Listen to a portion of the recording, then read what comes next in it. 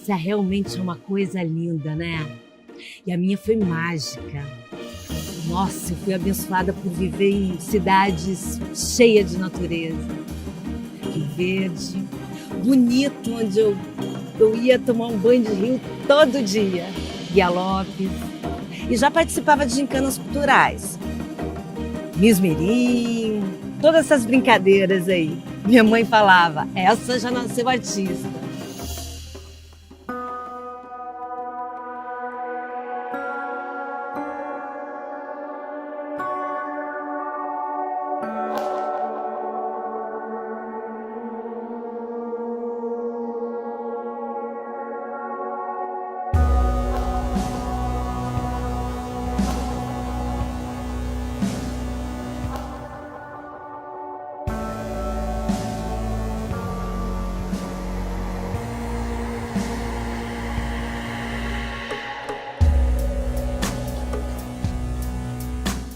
Só agora entendo que foi na segunda série da educação infantil que eu tive a minha primeira crise.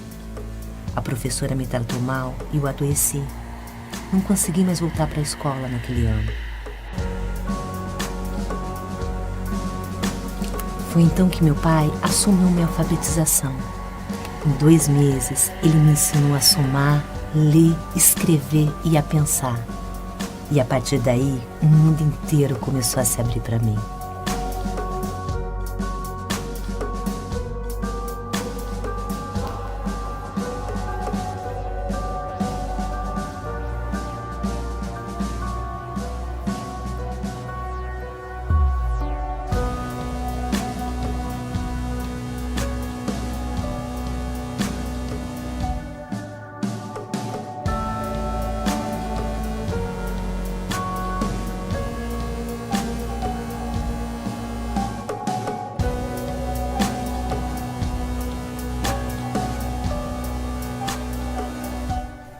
Adolescência, hormônios, medos e incertezas.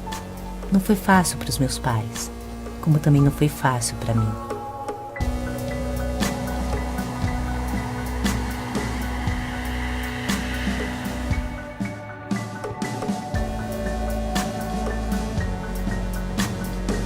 Mas esse também foi o momento em que me encontrei na arte, no teatro, na literatura e no cinema.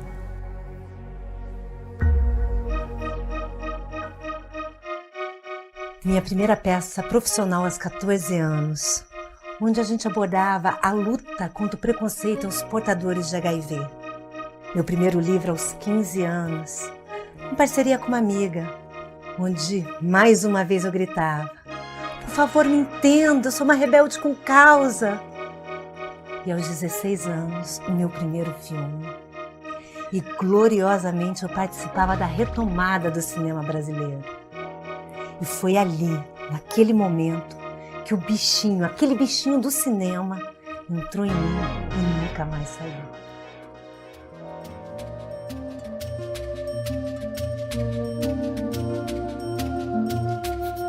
Aos 20 anos, finalmente consegui chegar no Rio de Janeiro para morar. Sonho que alimentava desde a adolescência. Logo consegui grandes testes e inesquecíveis trabalhos. Mas quando tudo parecia caminhando, uma notícia terrível. Uma pessoa da minha família estava muito doente. Eu não conseguia mais dormir. Resolvi voltar para Campo Grande. E foi então que o mundo, pela primeira vez, se despedaçava para mim.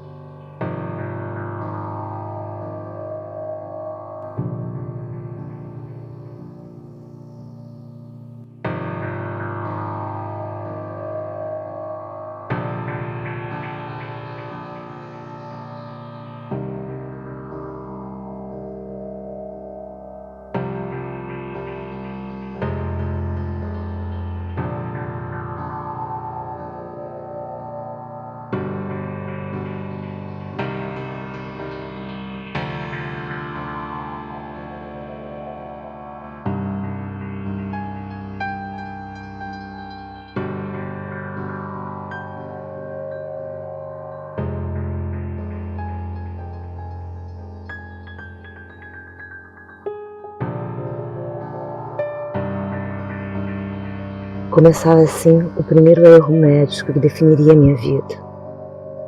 Porque existem os erros médicos perdoáveis e os imperdoáveis. Esse é um daqueles que a gente jamais consegue engolir. Ele definiu a minha vida e a vida de todos aqueles que eu amava. Eu já fui para internação, 2 meses sem dormir. Era só para fazer uma sonoterapia de 3 dias. Mas hoje, olhando para trás, eu vejo que já estava tudo combinado na cabeça daquele médico. Se eu ficava alegre naquela clínica, eu estava eufórica. Se eu ficava estudando como eu gosto, dentro do quarto, eu estava depressiva. Era realmente uma clínica asilar, não tinha escapatória. Era aquilo que a Anícia da Silveira fala, depois que a gente recebe o rótulo de louco, só os fortes realmente sobrevivem, porque não tem mais jeito. Meu pai chegou e falou, mas não é muito remédio? O médico chegou e falou, se fosse um coquetel por dia, que eu desse para um cavalo, ele ia ficar dormindo 1 semana, mas como sua filha está em crise, eu dou 3, mas ela não dorme.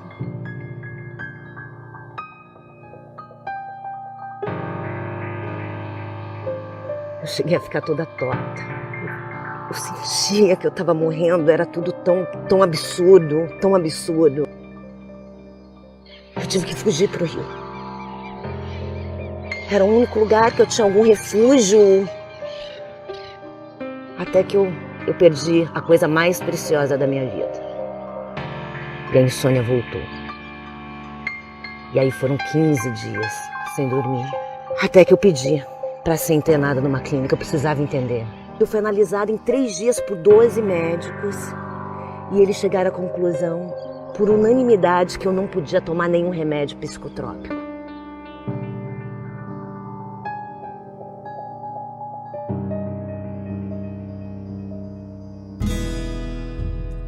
O reinício foi bem difícil. Até na praia cheguei a dormir. Mas logo o primeiro trabalho apareceu.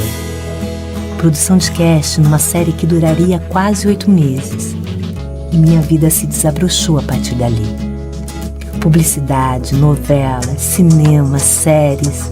Me dividia entre atuar, ser modelo e produzir. O mercado já me conhecia, me respeitava. Era tudo que eu sempre sonhei e que tinha certeza que um dia aconteceria.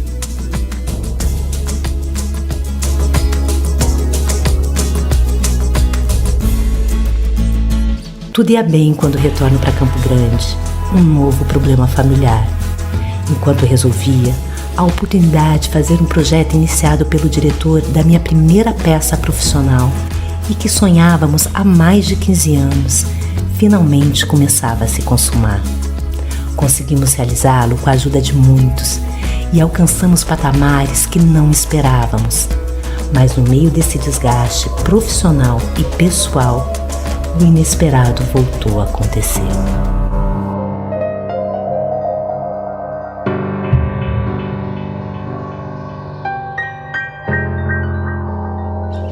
Retorno para o Rio sem saber que a minha situação é muito grave.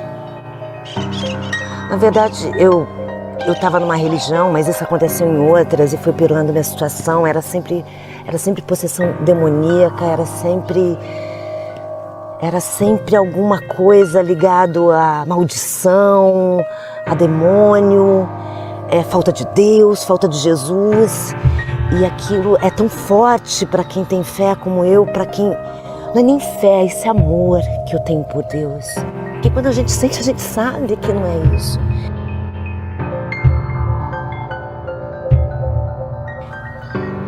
E aí eu já não conseguia realmente mais tempo para comer, para fazer comida, eu já não entendia mais o que era isso. E quando eu vi numa discussão, numa agressão, eu tive um surto. E aí começaram os ataques epiléticos. Aquelas coisas estranhas, e eu tremendo, a cada agressão eu tremia, desmaiava, eu tentava explicar, eu já não entendia nada o que estava acontecendo. E quanto mais eu não entendia, mais eu tentava explicar e pedir ajuda e ninguém entendia.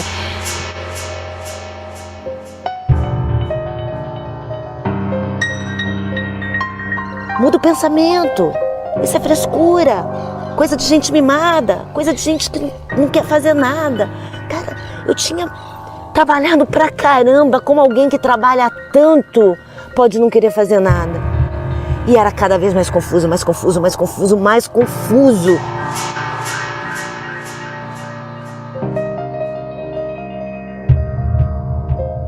E talvez ali foi um momento decisivo.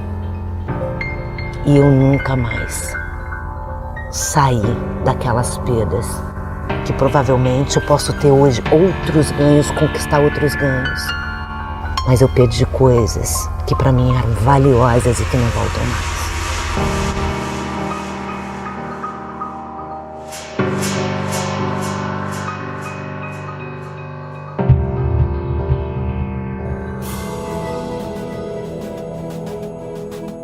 Comecei a ler um livro e, de repente, era exatamente o livro que precisava encontrar.